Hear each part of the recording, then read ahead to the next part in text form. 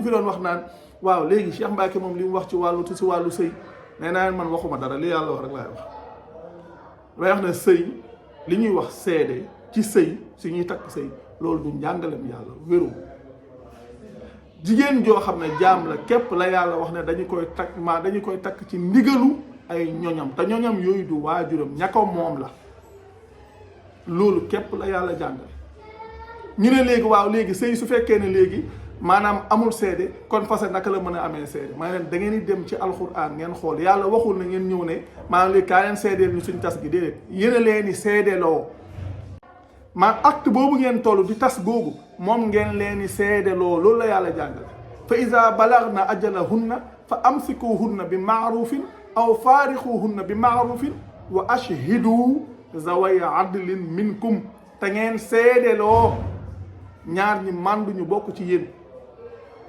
ñaar ñu màndu ñu bokk ci yéen ñoo xam ne na ngeen xam ne ay woy gëm lañ ngeen seedeloo leen seen tas googu ndax dafa am ay enjeu yu nekk ci tas ku jigéen ki mën naa tas ba noppi fekk boobu ëmbul dara jotu ko mu bàyyi koo fa dem te fekk seedaloo wuñ kenn mu ëmb ci diggante bi su boobaa mën na wax ne ku góor ki moo jur doom ja te fekk ne demeewul noonu yàlla tamit mën na dogal moo xam ku jigéen ki wàcc liggéey ci diggante bi ku góor ki jàpp ne lim fi bàyyi da cee war a am dara wala ku góor ki tamit wàcc liggéey ginnaaw gi moom it léegi ku jigéen ki ñëw am lu muy réclamer te fekk ne sëy bi tasoon na bien avant loolu moo tax seedeloo boobu am solo te su fekkee ci jamono bi ñu toll soo demee ci yoon loolu da koy lijjanti mais yàlla moom loolu la wax wa ashhidu zaway adlin minkum te ngeen seedeloo ñaari woy màndu yu bokk ci yéen